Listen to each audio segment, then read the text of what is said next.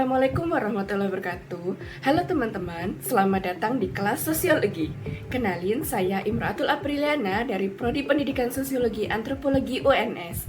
Nah, pada kesempatan kali ini saya akan mengajak teman-teman semua untuk belajar sosiologi. Wah, kira-kira materi apa ya yang akan kita bahas kali ini? Pada video kali ini, saya akan membahas mengenai bab pemberdayaan komunitas berbasis kearifan lokal. Nah, subbab materi yang akan kita kupas pada video ini yaitu bentuk dan unsur kearifan lokal. Mari kita kupas satu persatu pengertian dan contoh dari bentuk dan unsur kearifan lokal itu sendiri. Nah, teman-teman sosio, bentuk kearifan lokal menurut beberapa ahli atau beberapa pendapat dibagi menjadi dua, yaitu kearifan lokal berwujud nyata atau tangible dan kearifan lokal tidak berwujud nyata atau intangible. Oke, bentuk kearifan lokal yang pertama atau kearifan lokal yang berwujud nyata atau yang biasa kita sebut dengan tangible adalah kearifan lokal yang merujuk pada warisan budaya yang berbentuk fisik seperti bangunan, senjata tradisional, artefak, pakaian adat, dan alat musik. Nah, contoh dari bentuk kearifan lokal berwujud nyata dibagi lagi menjadi tiga, teman-teman. Yang pertama adalah tekstual, kedua bangunan atau arsitektual, dan yang ketiga adalah benda cagar budaya atau tradisional atau karya seni. Oke, kita akan membahas mengenai kearifan lokal tekstual. Jadi, beberapa jenis kearifan lokal itu memiliki sistem nilai, tata cara, dan ketentuan khusus yang diabadikan dalam catatan tertulis. Seperti yang terdapat dalam kitab tradisional primbon, kalender adat, dan prasi. Prasi itu adalah budaya tulis pada lembaran daun lontar. Nah, biasanya ini terdapat di Bali.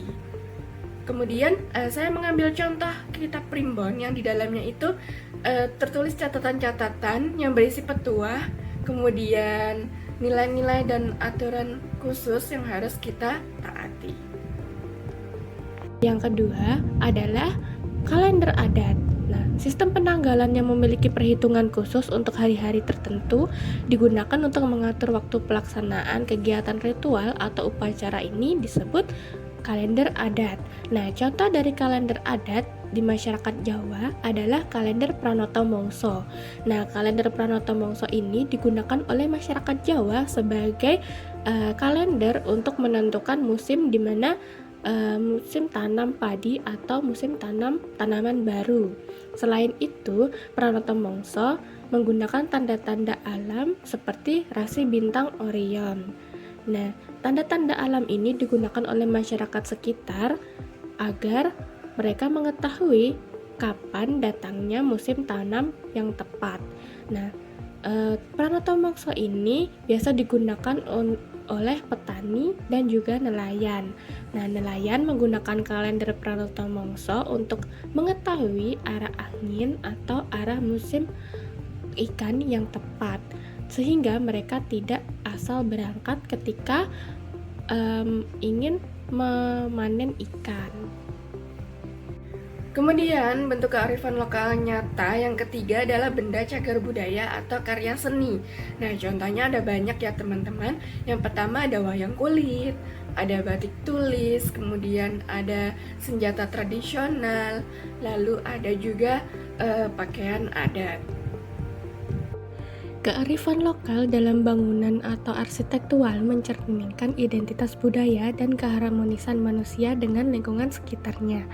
Di Indonesia, kearifan ini terlihat dalam rumah adat yang tidak hanya memiliki nilai estetika, tetapi juga berfungsi sebagai solusi ekologis dan sosial. Nah, contohnya yaitu rumah gadang di Minangkabau yang dirancang dengan atap melengkung menyerupai tanduk kerbau yang mencerminkan filosofi musyawarah dalam budaya Minang. Nah, struktur rumah ini juga tahan gempa berkat pondasinya yang berbentuk panggung yang fleksibel terhadap guncangan. Nah, contoh lain ada di Jawa, yaitu rumah joglo yang memiliki nilai arsitektural tersendiri. Nah, joglo ini menjadi simbol keterbukaan dan kebijaksanaan. Nah, bangunan ini menggunakan material alami seperti kayu jati dan didesain dengan sirkulasi udara yang baik untuk menyesuaikan dengan iklim tropis. Nah, atap joglo ini yang tinggi juga melambangkan hubungan spiritual antara manusia dan Tuhan. Nah, selain itu, arsitektur Bali seperti Padapura mencerminkan keseimbangan kosmologis melalui konsep Trihita Karana yang menghubungkan manusia, alam, dan sang pencipta. Nah, kearifan lokal dalam arsitektural ini menunjukkan bagaimana leluhur kita mengintegrasikan nilai budaya, kearifan ekologi, dan inovasi dalam membangun lingkungan yang berkelanjutan. Dengan melestarikan dan mengadaptasi prinsip-prinsip ini, kita dapat menjaga warisan budaya sekaligus menciptakan ruang yang harmonis dengan alam. Nah, bentuk kearifan lokal arsitektural tidak hanya pada rumah joglo dan rumah adat Minangkabau serta pura di Bali. Tentu masing-masing rumah adat ini memiliki ciri khas khusus yang ingin ditonjolkan atau ingin diwariskan oleh masyarakat setempat kepada generasi penerusnya.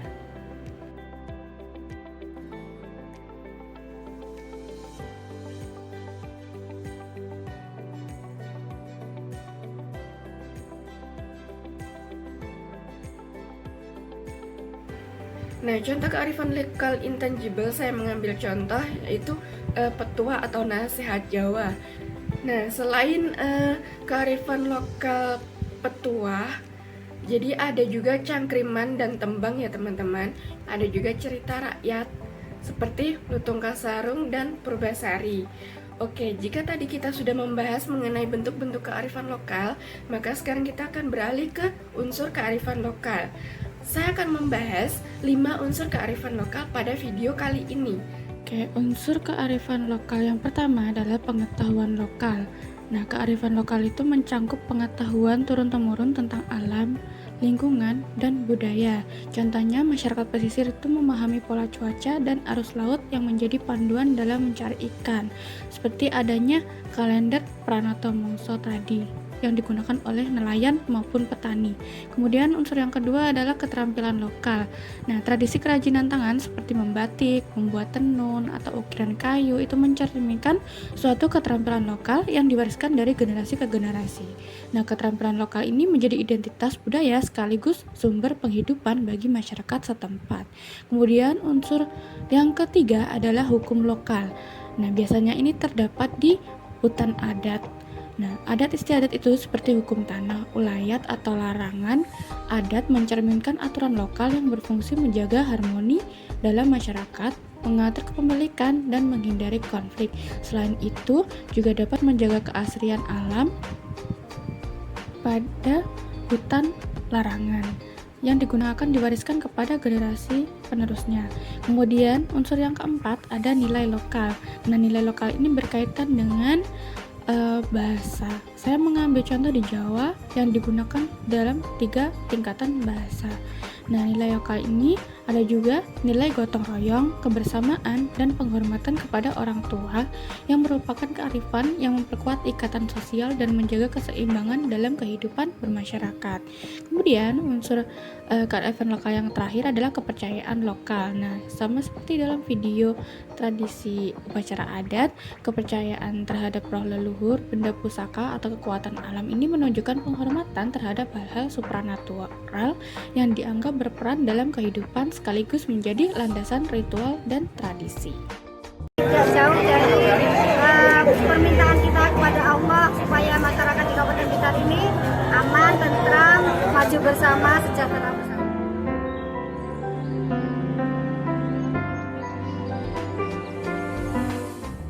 Nah, teman-teman, kita sudah membahas bentuk dan unsur kearifan lokal.